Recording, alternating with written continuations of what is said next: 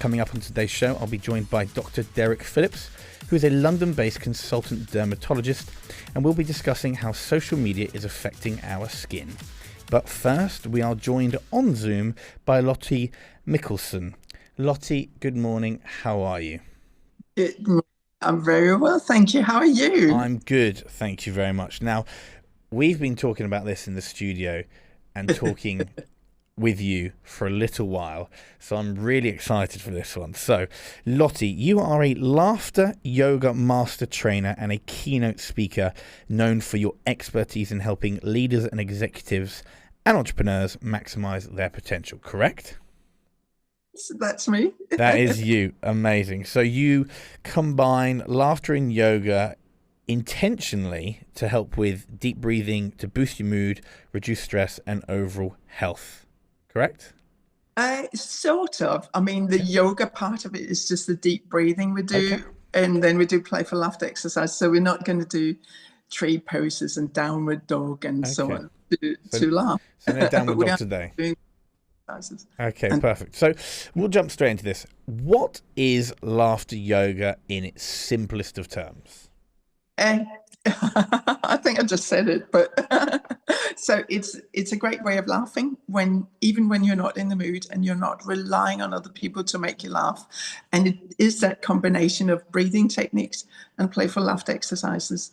So when we're choosing to laugh, go ha ha ha ha ha ha ha. When you say ha ha ha, your lips turn up, and that connects in with the pleasure centers in the brain. So you start a whole cocktail of well-being chemicals that are being produced and released into your body. Okay, amazing. And they would be the main benefits. Okay, so from laughter, or is there more? Maybe there's more main benefits. Oh, do you know what? There's so many. Where do I start? You said some of them because it does change your mood. It reduces stress, and when you reduce stress, it's a medical fact that you're, in fact, giving your immune system a really big boost, because when we're stressed, we inhibit our ability to fight illness, and reducing it just helps us. And of course, you connect better with people. You bring lots of fresh air into your body and your brain, so you work much better as well, whether you do work or your personal activities. And going through ups and downs is where it helps us build resilience. So that's a quick one. Okay, no, I like that. No, I really, really like that. And it's fascinating, isn't it? Because I always learned that a smile is a hello in every language. So I love that. Yeah, I learned that because it's like, how, in the UK, people are super grumpy and people don't really smile. And it's like, just a simple smile to a stranger is a hello. It's a friendly hello in every language possible. Now, It is, but sometimes people take it the wrong way. But, exactly. When you're not smiling at anyone, even if you start your day with just stretching your lips, like, even if it doesn't feel like a real smile, you get a lot of benefits anyway. And one of the things we forget as adults is to have fun with what we do. Wow. and be true? playful. And there's a great saying that goes, people with fun get more done. And it starts with us, doesn't it? Yeah, it does. So going on to literally what you just said, can fake laughter really give the same benefits as real laughter? Well, I believe it can, because we are triggering ourselves and we're triggering our body to produce these feel-good chemicals. Like one of the most well-known ones is it's endorphins, our happy chemical. Then we have our natural antidepressant dopamine, and we release lots of other chemicals as well. But this is the thing: we need to want to do it, and we need to do it intentionally. So we choose the ha ha ha ha ha.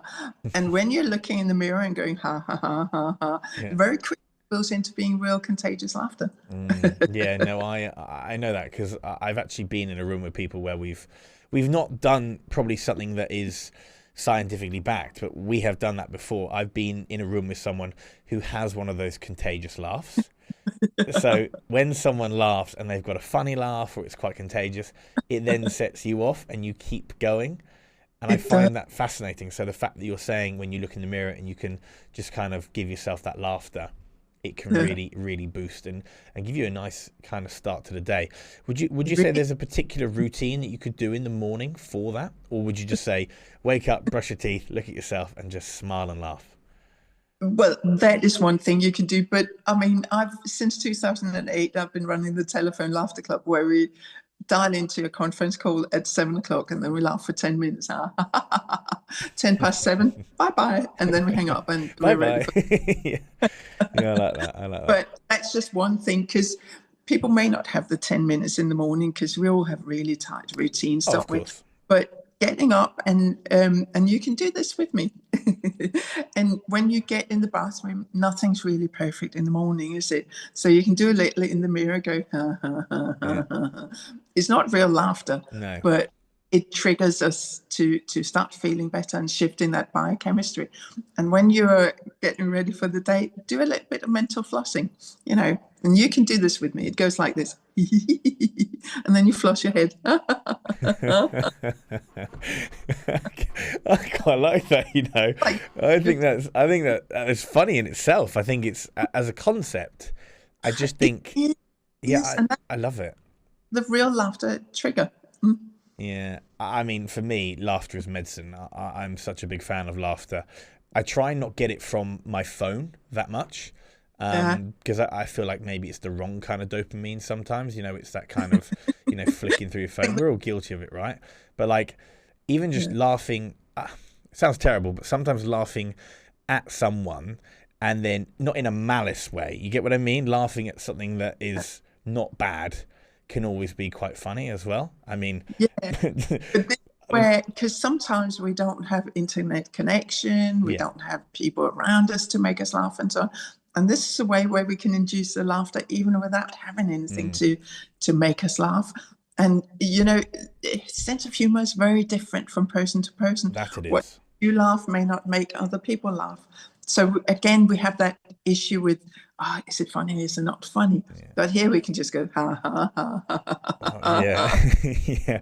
I mean, I always have a rule. At least I find it funny. I'm not here to impress anyone else. If I laugh at my own jokes, then it's because I thought it was funny. So that's the main thing, right? Right.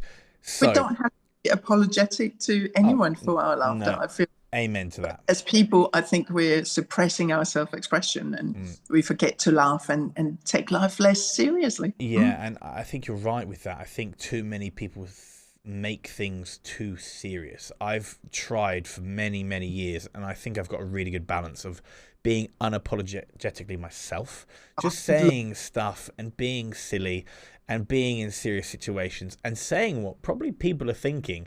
And you get a giggle, or the ones that maybe are too serious, they go, "Oh, I shouldn't have said that." And I'm like, "Well, why shouldn't I? Did I hurt anyone physically? No, maybe emotionally. And sometimes people get their egos hurt, but we can just leave the ego at the door, because the ego isn't important." And you know what? That's the whole thing. And the ego is what's responsible for our seriousness, isn't it? If you think about it, also, a lot of people are so busy worrying about what other people think, and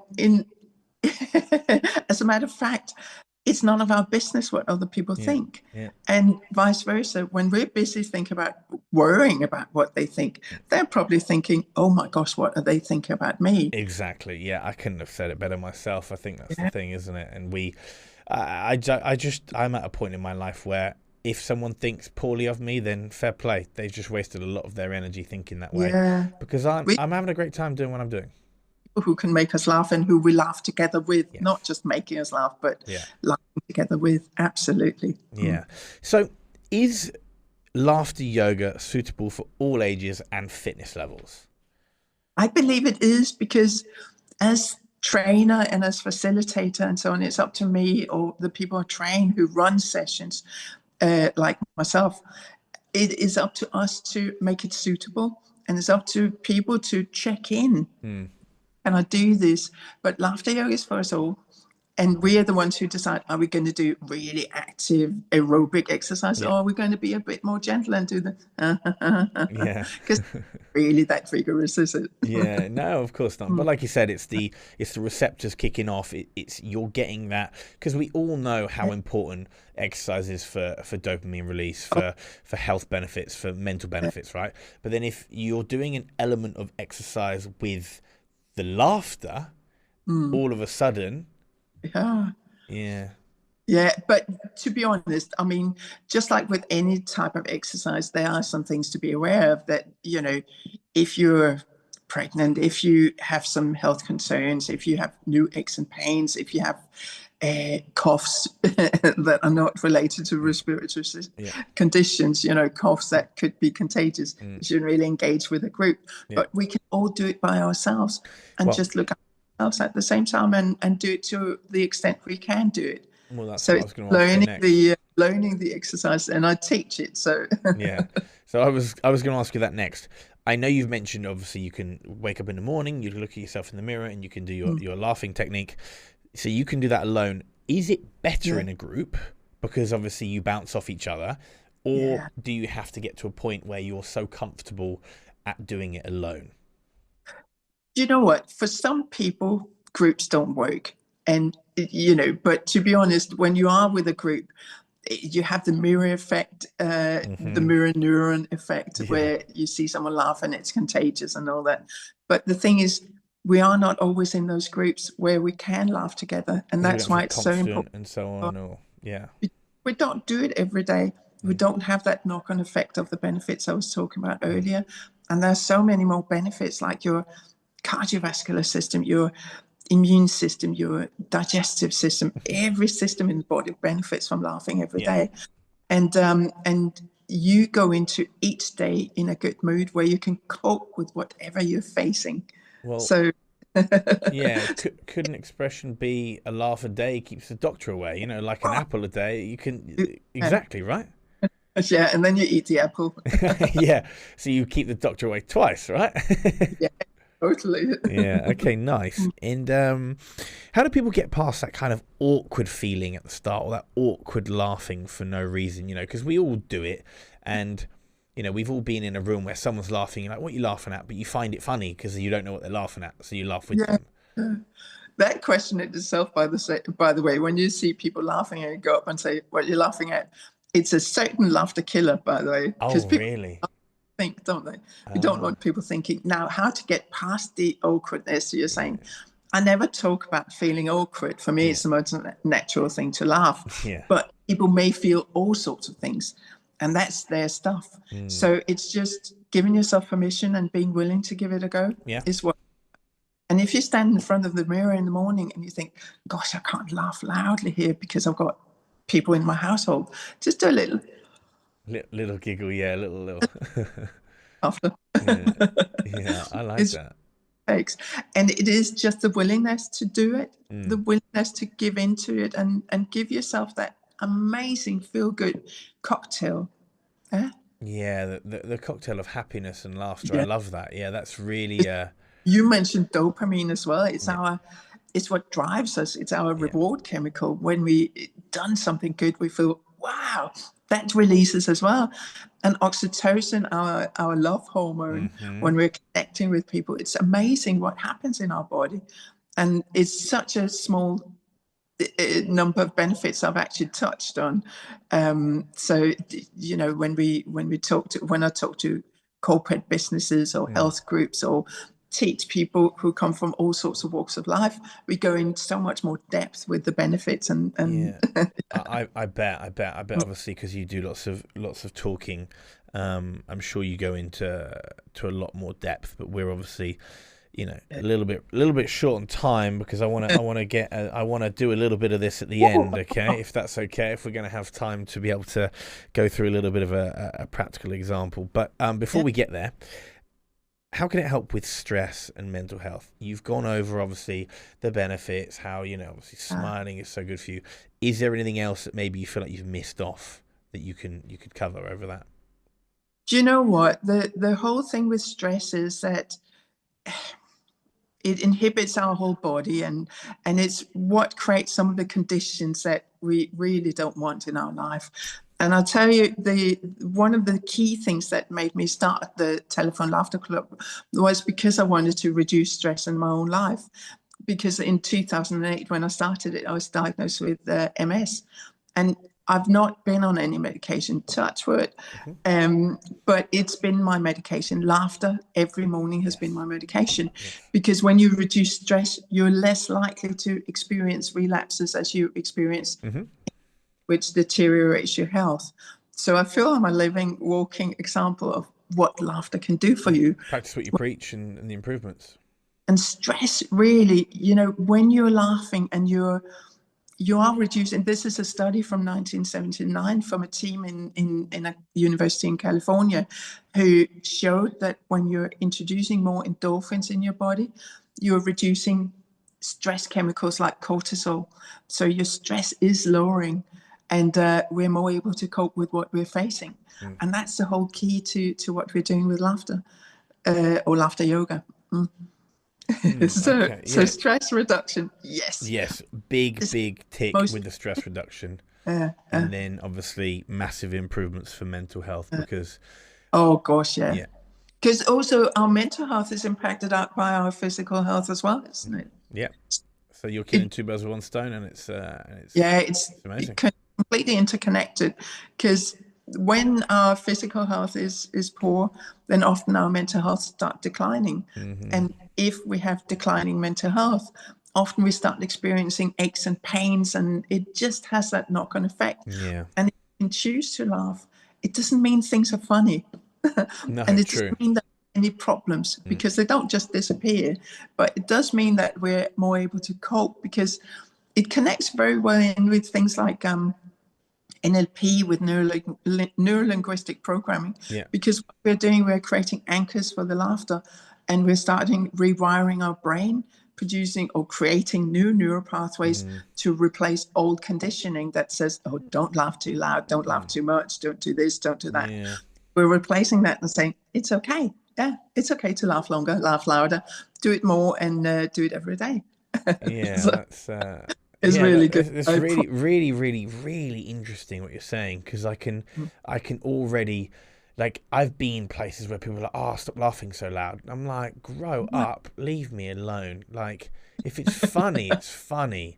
If you don't find the funny side, you can walk away. Like, I'm okay with that. Yeah, you can. Yeah, that's fascinating. Trying to tap into the social standards and norms and so on, because we see it a lot, don't we? Yeah, we do. Around and our social laughter, when we're doing the little, it doesn't give us benefits, and it's stuck up here. We need to laugh in the body, and we need to do it for minimum 10 to 15 minutes when we're laughing. So it is a workout. Okay. Right. Last question before I'm going to ask you to kind of go through a bit of a scenario for us, or kind of a quick exercise on air, if that's possible. What do you do? What do most of your clients, say after their first session? What they say after the first session? Yeah. Oh, first thing that springs to mind is, that was so good. Okay. Nice. I enjoyed that. Oh, I feel so much better. Yeah. I feel like the world has been lifted off my shoulders. That. World of worries have been lifted off my shoulders. Those kind of things. But I did have someone once. This was when I started the Telephone Laughter Club. A month after, I asked people for feedback, and one person came back and said she'd been suffering from constipation for 2 years, and it totally cleared up. Oh, really? And that's fascinating. A bit of, was she doing it on the toilet as well? Was she telephone club on the toilet in the morning? Think about after. It's a very good testament to what stress does to our body. And when you're laughing and releasing that stress, getting the laughter into your body, you start actually nurturing and releasing the tension. And that's what it loosens up any tension we have. And constipation, IBS, those kind of digestive conditions are very much to do with stress and tension. Oh, wow. Fascinating. Right. Yeah, it is, isn't it? Are we going to... So we've got about a minute. Okay. Can you do something for a minute with me? Is that possible? Yes. Perfect. I've already been laughing at yourself, ha ha ha, and the mental floss. Okay. But now when you're talking, you sometimes get a little bit thirsty, yeah? So maybe you can make a nice hot drink here. I'll show you how to do it, and then we'll do it. Is that all right? Okay, go for it. So I'll show you. It goes, and then you drink it. And when you finish, you're moving your facial muscles. So are you ready? Yeah, go for it. Yep. Yep.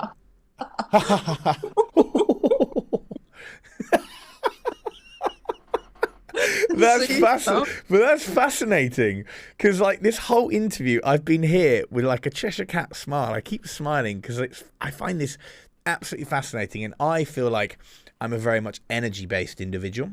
Yeah, and you can feel that you've got a lot of fun, laughter, energy, and you can see that it's obviously who you are and it's part of you. So that's really, because the whole time I've been here, everyone's different, right? I speak to people all the time, and some people are a little bit more serious, and obviously everyone has different professions, right? But the whole time I've kind of been, my cheeks have been kind of like lifting just out of like smiling so much more. Oh, I'm so happy. It's really interesting. I notice these things as well. So that's, I mean, but you're a health person as well, so yeah. that makes sense. Yeah. And it really does the world of good. And imagine if you combine this with doing lunges or. Well, yeah. I mean, I'd be all over the place, but yeah, that's really interesting. Right, Lotte, we are sadly out of time. I just want to thank you so much. Where can people find you online? Do you have social media? Do you have a website? Please tell us. I have lots, and if they get in touch via laughteryoga.co.uk, it's probably the easiest because it doesn't need any spelling. But laughteryoga.co.uk or info@laughteryoga.co.uk, then the emails go to me. Amazing. Thank you so much. Well, Lotte, you have a great rest of your day. Let's get back to that. Thank you so much for having me. Thank you so much for your time, and I will speak to you soon, I'm sure. This is What the Health on FUBAR Radio with me, Georges Berthonneau. Joining me now is Dr. Derrick Phillips, who is a London-based consultant dermatologist. From acne to rosacea, rashes and skin cancer, removal of skin tags or facial rejuvenation therapy. Dr. Phillips, good morning. How are you? Good morning. I'm very well, thanks. Thank you for having me, George. No worries. Thank you so much for joining us. I really appreciate it. Two very different conversations, by the way. We've just had a laughing yoga conversation, and now we're on to some more serious stuff. But this is great. So I really appreciate you joining us. Yes. Before we start, can I just apologize? I've just moved house, and so my internet has been supplied by a dongle. So if I pixelate or if I'm slow, apologies in advance. That's absolutely fine. You don't need to worry. I'll understand that there's a bit of a delay. So when we wait for the answer, we'll be all good. We're going to jump straight into it then, okay?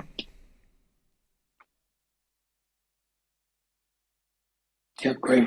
Perfect. Right. So why has skincare become so popular in recent years? Or why do you feel skincare has become so popular in recent years?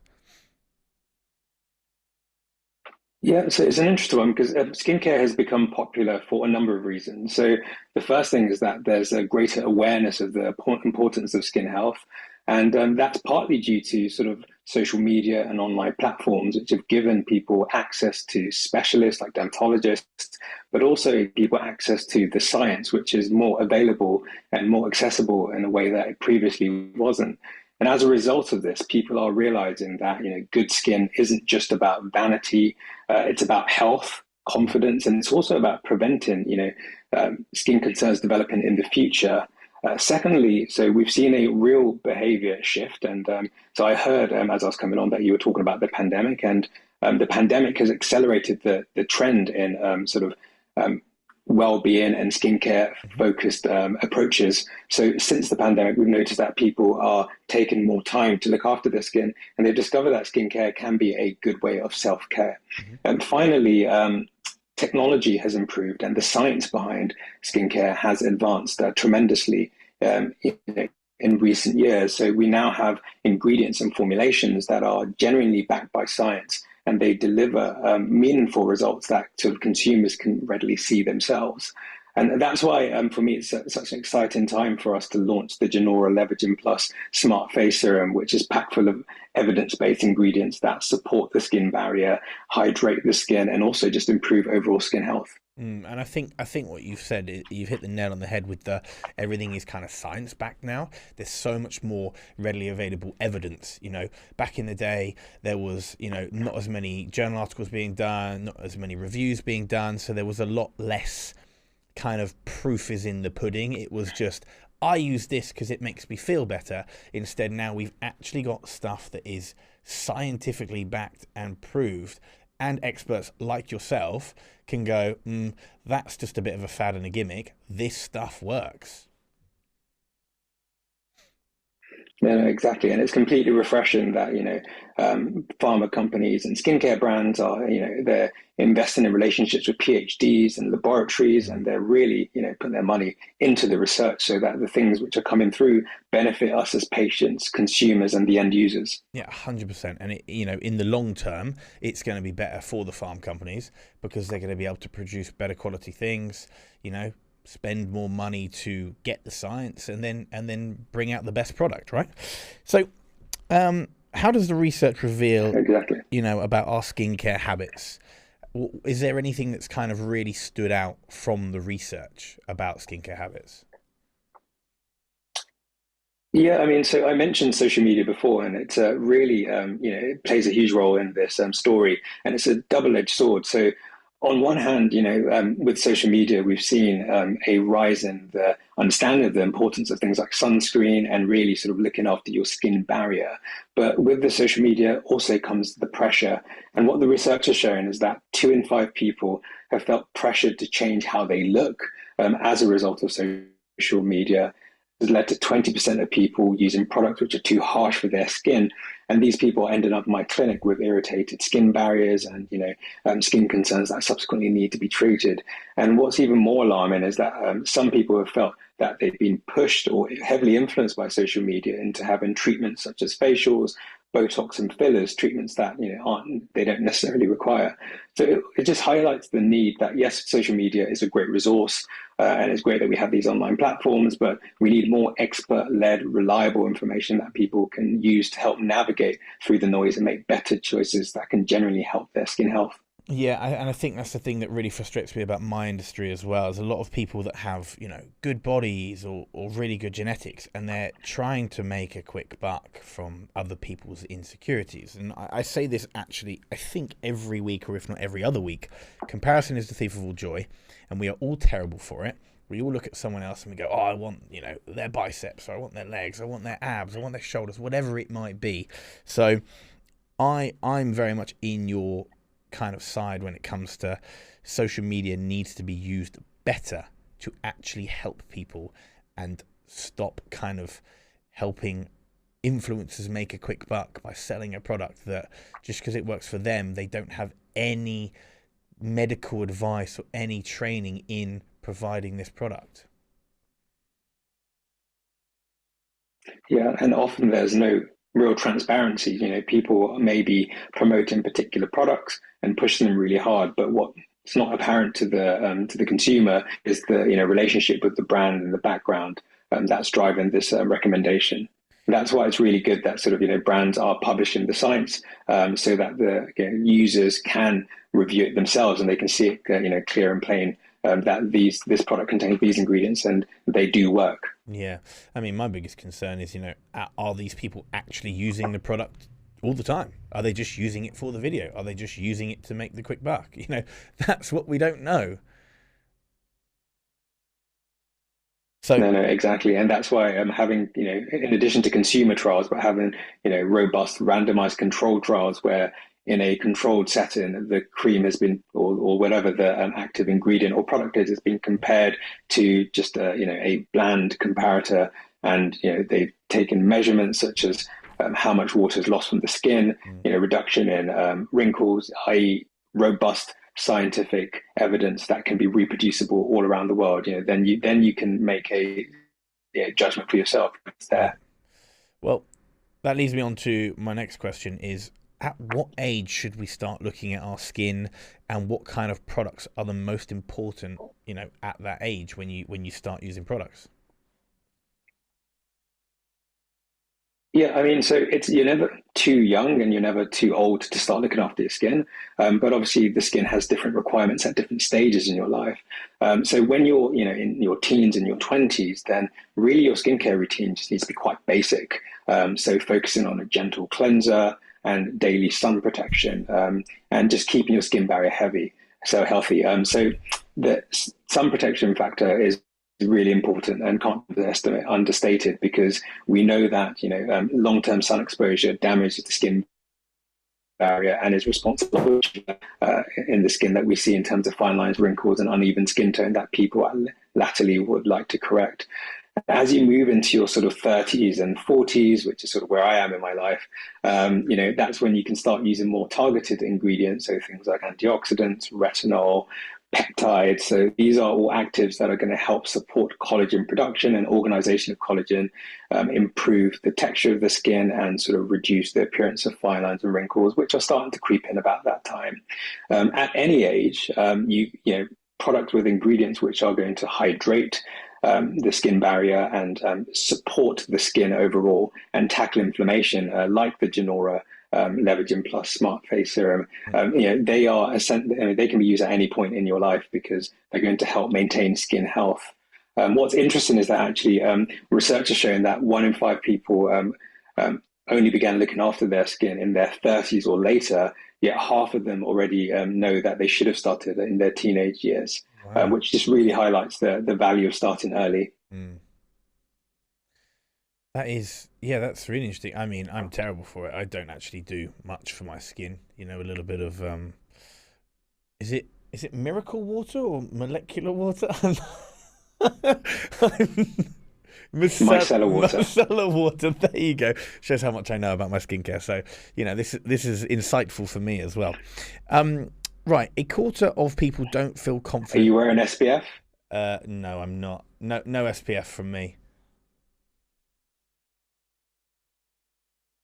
Oh, no. We have to do better. Yeah, I know. I do. I actually do. Right, a quarter of people don't feel confident without makeup. What can we do to build skin confidence naturally? Yeah, well, I think so. The foundation of all sort of you can start off by sort of trying to improve your skin quality, and that can be done with the range of skincare products that are out there. So again, it comes back to rebuilding your skin barrier, making sure that you have healthy skin.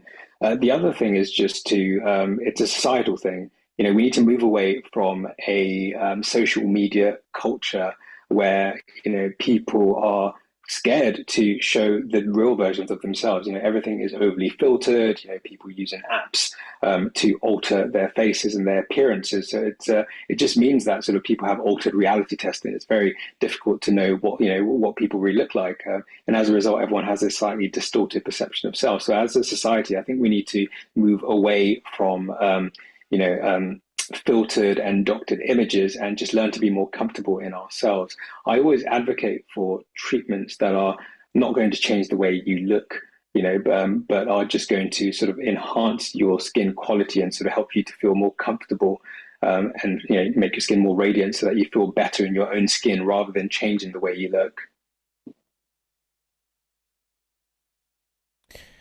And okay, so the desire for that radiant skin, obviously, like you said, is huge, and that's kind of the look that people are going for. What does that really mean, and kind of how can we achieve that safely?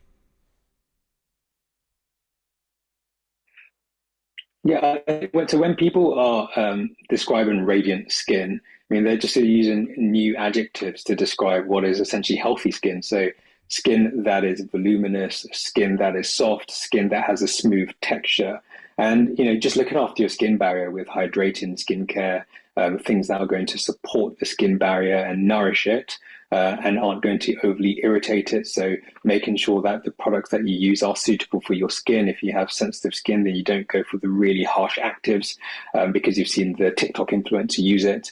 It's just taking a sensible approach and realizing that your skin is unique. And that you're on your own journey and you're going to work out what works for your skin. But generally speaking, radiant skin is it just means healthy skin, really. And skin that was outwardly healthy, that often people will compliment because it looks so healthy. And so quickly, like you said, avoiding, what some influencers said. With there being so much online advice, how do we separate kind of helpful tips from misleading healthcare trends? Are we looking at someone not trying to sell a product, or are we trying to just look at, someone that maybe has a similar skin complexion or tone, or, I don't know. Yeah, I mean, it's a judgment call. I think what you have to realize is that particularly some particular social media platforms, the algorithms are sort of they favor more extreme content. So, there's lots of stuff out there, people telling you to put lime on your face and, baking soda and beef tallow and things like that. So there is a lot of noise to navigate through. So, it's not always perfect, but one way to try and make sure that the information you're getting is credible and, responsible is by looking at the person giving the advice. Do your background research into them. What are they? Are they a dermatologist? Are they a skin expert? What are their credentials? And then also look into the products that they recommend. Have these products gone through rigorous testing? Have they been affiliated with dermatologists? Do they have, research? Is there sort of science behind their spurious claims? And I mean, so there is enough information out there. You just need to be a bit of a detective. Okay, gotcha. Right, Dr. Derrick, Dr. Derrick Phillips, we are going to be out of time, sadly. So I just want to thank you for your time. The delay was hardly noticeable, to be fair. It was absolutely fine. So I really appreciate you coming on the call today. Where can people find you online? Do you have a website? Do you use social media? Do you do some stuff on TikTok? Let me know. Yeah, I mean, so if you want to find out more about Levagen Plus, which is the serum I was talking about, then you can go to genora.com. So that's GENAURA.com. And I'm on TikTok and Instagram as Dr. Derrick Phillips. Amazing. Well, thank you so much for your time. You have a great rest of your day, and hope the move went well. Now we're going to be reacting to some viral TikToks that are going to be some low-calorie swaps, and then we're also going to go for the best high-protein swaps, and then we'll go into some list of questions. So, the best low-calorie swap for number one, which is bread, which is carbonate bread, which I'm pretty sure is like a low-carb sourdough bread. Not actually a bad idea. So, there is a tortilla wrap company. Can't remember the name of them, so sorry in advance. Very helpful information from me. They actually do a carb light version, which I've been using recently. Pretty good, pretty great. So same concept with the bread. Don't think it's a bad idea. So that's going to be a yes from me. We've then got noodles into Konak noodles. These are, I'm not actually sure. I've never heard of a Konak noodle, so I'm going to have to probably pass. Or is it the super interesting textured noodle? I think I have tried it, actually, come to think of it. Personally, I'm going to say no, because I quite like noodles, and I don't think I don't know. I just feel that for me, it's not the one thing that I would say, let's go for a low calorie option. There's loads of low calorie options, but we do need calories. Like, the reality is a lot of people are actually under eating. So these low calorie swaps are great if you're a little bit more gluttonous or you like to eat lots of food and you need that alternative. But again, probably wouldn't say that for me, the noodles is a great option. So next, we have got spaghetti, and the low-calorie alternative is spaghetti squash. So I think this is squash in a noodle or a courgette of some sort.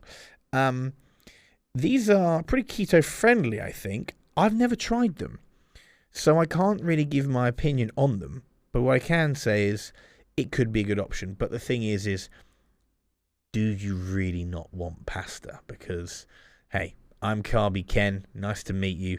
I like pasta. I like carbs. Carbs are good for you. But if you eat too many calories, maybe it's a good option. Potatoes. Now, whatever is replaced with on the other side of this, it is a no. Because a potato is the most satiating food on the planet. For anyone listening, that means it is the most filling food on the planet. For 250 grams of potato, you will be so full. Like, it's scientifically backed. So, mashed cauliflower can go in the bin. Or, if you speak French like myself, dans le poubelle. Put it in the bin, get rid of that. No one likes cauliflower. It smells like farts, and especially mashed cauliflower. No one wants to eat that. 5, tortillas, egg white wraps. I basically gave my alternative for this earlier. So actually, yeah, a good option. They can be quite calorifically dense, but the carb-light versions are pretty good. You can get 2 wraps for maybe just shy of like 1 3/4 or 1/3, sorry. 1 1/3. So yeah, it's a really good alternative. So hopefully that helps. If it didn't, then apologies. Next, we've got best high protein swap. So we're going to go with the same 5 options. So bread, noodles, spaghetti, potatoes, and tortillas. So bread. First of all, bread. Protein bagels, chickpea flatbreads. Yes, yes, yes. Protein bread was a thing once upon a time, and I still think it is. But I would probably say chickpea flatbreads or protein bagels. Fantastic. Next, noodles. Edamame noodles. Again, I'm a big fan of a noodle, a thick udon noodle I'm a big fan of, but edamame noodles, yeah, packed with pea protein, really, really tasty. Another really good option. Spaghetti. We have black bean spaghetti. Never tried it. Not sure I will, because, like I said before, I don't think spaghetti should be tampered with. The Italians will hunt you down. They do not like it when their spaghetti is disrespected or tampered with. So we're going to leave that one. Okay. I don't think we have anyone that's Italian in the office. Potatoes. This is a really tricky one. You can't really make a high protein swap for this. You could go sweet potato with cottage cheese, and I'm seeing a lot of people being like, oh, fitness people make everyone eat cottage cheese. I actually really like it, and I don't have it that often. I have it, I have a tub in the fridge, and I have it throughout the week, and I have 100 grams here and 100 grams there. I think it's really nice. But yeah, again, we're going to leave potatoes alone because potatoes are my favorite thing ever. And yeah, I'm not going to do the accent that I did last time. Next, tortillas or tortilla, a high protein wrap, high protein tortilla. I'm a big fan of them. But people, you are being conned. So anyone listening right now, they are about 2 grams less of protein than the normal wrap. Okay, go and pick up 2 packets of tortillas, 1 normal and 1 high protein. I am telling you now, you are being conned. 2 grams. Like, that is a non-existent amount. You're better to be 2 grams over than 2 grams under, but it's so minuscule unless you are a high-performing, competing physique athlete or you're an athlete. It does not matter. 2 grams is not important. Okay? So that is our TikTok viral kind of review for this week. We're going to now move on to some listener questions. So, if you want to get your fitness questions in and you want to get involved, you can DM us at What the Health Show on Instagram, or myself personally at Georges Bert. You can send us the questions and we will get them on the show for you. So I've started going to the gym lately and I find myself getting a lot of online content about supplements and shakes. What supplements would you recommend? First of all, male or female, but. So for my female clients, I have biotin, which is hair, nails, skin. I have zinc, magnesium, which is for sleep. I have collagen, which is also for hair, nail, skin. I would recommend creatine because it's the most researched supplement on the market. 5 grams is great. 10 grams is actually being tested to help with Alzheimer's and cognitive function. So, that wouldn't be a bad shout. I take 10 grams because I'm a big beefy boy, but, why not? Also electrolytes for first thing in the morning for hydration. And I'm just trying to think. I would suggest omega-3 or omega-3s and a vitamin C, B, and D complex.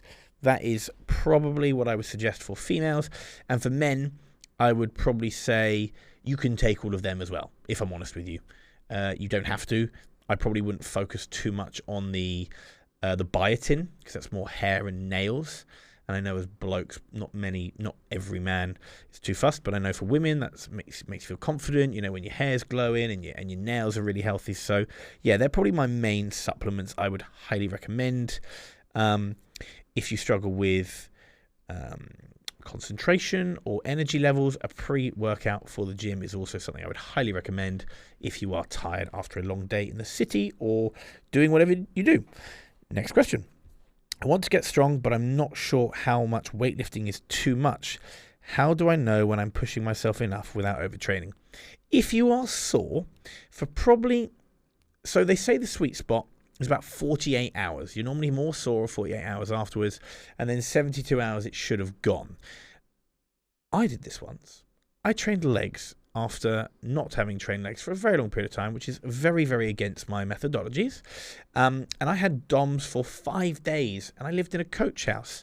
So if anyone knows what a coach house is, that is a front door on the ground level and stairs straight away as you go in. So yes, that was hell for about 5 days. I thought I'd injured myself. I was very young. I was very naive.